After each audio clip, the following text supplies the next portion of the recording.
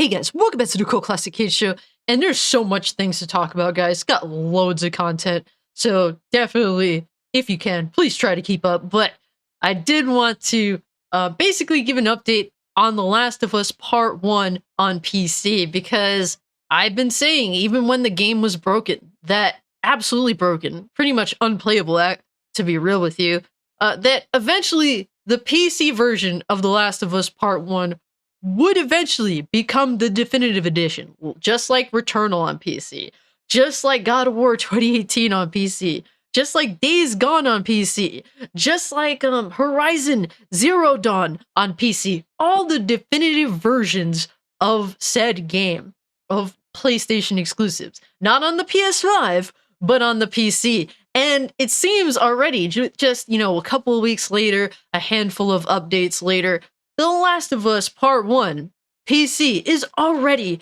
better than the PS5. It's already the definitive version of The Last of Us Part 1. So, and mind you, this is not me to try and take away the reality that this game released absolutely broken. Naughty Dog and Sony absolutely deserve to be just completely fucking roasted for the way that this game launched. If you're going to launch a game, it doesn't need to necessarily be perfect. There's a couple of bugs. It's okay as long as they're not game breaking, as long as they're not super, intrusive by any means. But you should have a fully working product that isn't an absolutely freaking just a mess launch. What Sony did, and I do want to continue to highlight this. What Sony did was what CD Projekt Red did with Cyberpunk 2077. Withholding review codes for this broken freaking game, the broken port of the game, and very nefariously launching this game that was in an absolutely broken state, and doing it in the most nefarious way possible, because they knew that The Last of Us Part 1 on PC was a broken pile of shit. But at least I could say it seems as though it's taking a short period of time to fix this disaster, at least far shorter than with CD Projekt Red and Cyberpunk. It took them like over a year to get that game properly settled. And while there's still bugs to be squashed, while there's still optimization issues with the PC version, it is already outperforming the PS5 version. So yes, PlayStation fanboys, or by JTech standard, let's bring up JTech standard, because JTech was saying that all of our super powerful PCs are automatically not as powerful as a PS3 just because it couldn't run the broken version. It couldn't run, our PCs couldn't run the broken The Last of Us Part 1 on PC. So mind you, this is the remake version of The Last of Us. And this is by JTech standards, since our PCs couldn't run this broken ass pile of shit, it meant that our PCs are not as powerful as a PS3. Because if most of the PC fans are running The Last of Us Part 1 in PS3 settings, and The Last of Us is a 10-year-old game, it was remade last year. In June, it's going to be the 10-year anniversary of The Last of Us. So if the PC fans are running The Last of Us Part 1 in PS3 settings, why did they say they didn't want to pick up a PS3 10 years ago to play The Last of Us if that's the extent of their fucking PC? Are you guys following me in the chat? A lot of their PCs can only do PS3 level power. So by JTech's own standards, and I do not co-sign this, I'm simply going by JTech standards, since The Last of Us Part 1 on PS5 can't outdo the PC version, because the PC version is now the definitive version. Apparently, the PS5 is less powerful than a PS3.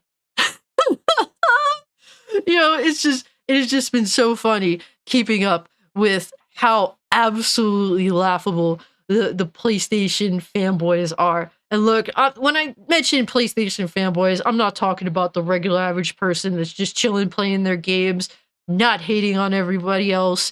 They're just chilling and having fun with their PS5 or their PS4, some of them. And mind you, that's completely fine. I'm talking about these retards like your JTech TVs and others that literally were praising the fact that the PC version of The Last of Us Part 1 was broken, and that a game that they absolutely loved for years, for almost a decade now, the nonstop praise and cocksucking of The Last of Us, literally threw that out the window, didn't care about any of that, just to laugh at PC players for getting a broken version of what they deem their favorite game.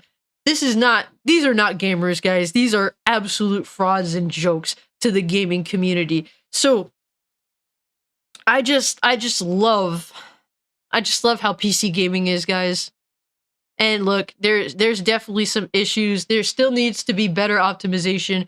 There is still room for better optimization, which is a huge plus. I think that the biggest concern is apparently VRAM. Apparently, if you're stuck with a graphics card that has 8 gigs VRAM, you're in trouble.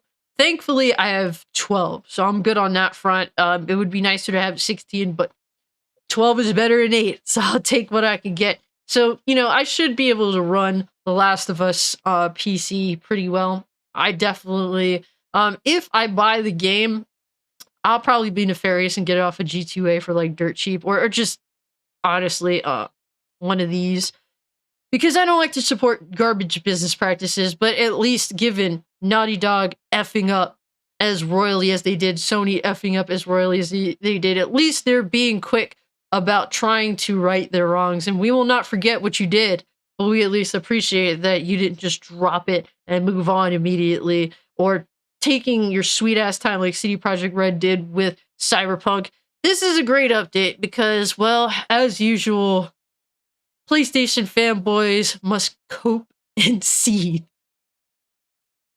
that they now have the inferior version of The Last of Us Part 1.